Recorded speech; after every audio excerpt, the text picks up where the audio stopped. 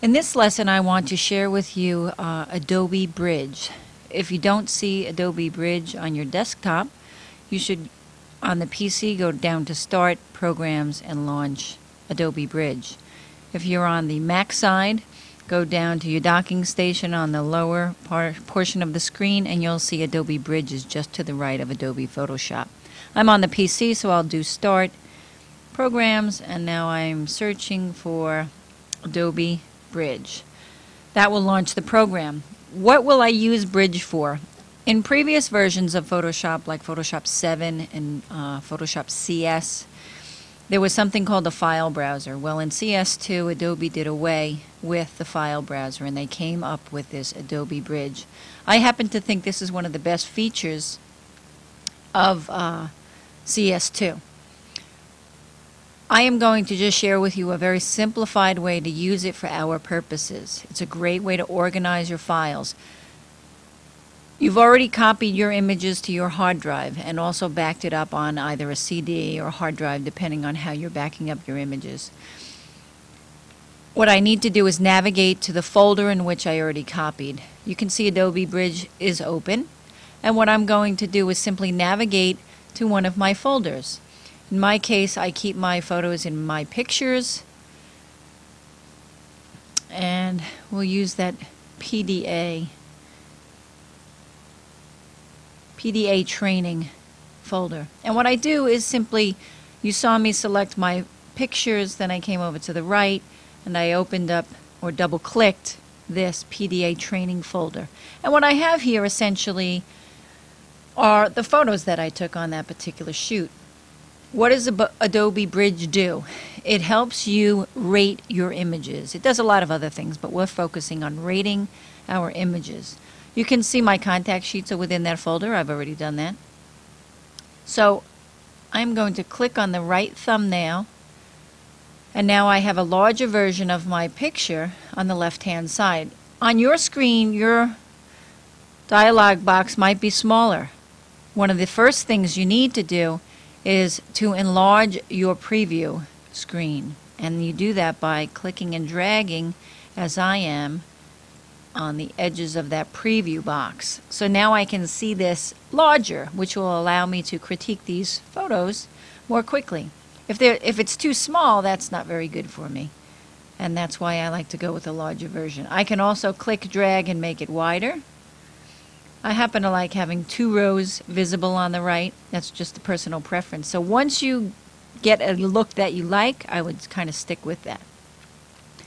What do I need to do now? Well, I need to begin to rate my images. This image, okay, but you know, this guy's looking the wrong way, blah, blah, blah.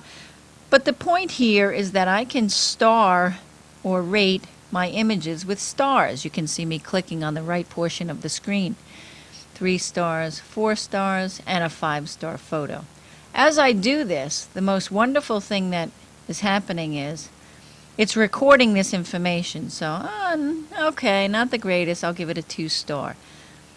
You need to start to determine what's an awesome photo for yourself and for that particular shoot. And occasionally you might change the rating. Oh, well, that's okay. Not bad, you know, a little bit too much foreground. But pretend I love this, and I'm going to make this 5 stars. Beautiful thing. This one, nah, I don't like that. Too hot there, right? So that wouldn't even get a rating in my case. Now we're getting better. I want to see that in the foreground. There's the students working. Pretend I love this. I'll give this a 5. This other one, not bad, but not great. 1 star. And so on and so forth. Not too bad. I'll give it a 3. How do I take advantage of this? You know, sometimes you shoot 200 shots and you go through all of this, and it's hard to record or log your shots. What Adobe Bridge allows you to do is not only rate them, but also begin to filter your shots. So if you look in the upper right of the screen, as my cursor is up there, click, hold, and now I can show 3 or more starred photos. So watch what happens on the right when I do that. I only have 3 shots left. So now I can, it didn't throw anything out. All it did was remember, hey, I labeled these with 5 stars. They must be pretty good images. That's what I can go to. I can also filter for a variety of different reasons. 5 stars, and so on. A lot of other features within this program, but for our purposes at this point, all we're going to use this for is to rate our images. I'll go to show 2 or more stars. You see I get a few more shots. So it helps cut through the junk, if you will. Or I can go back to show all items. The beautiful thing is, you saw me do this. I close Adobe Bridge. Bear with me while I launch this program again. You didn't see me save anything, did you? Start, Programs, Adobe Bridge. And if I go to that folder, that star system, I shouldn't say system, that star information has been stored.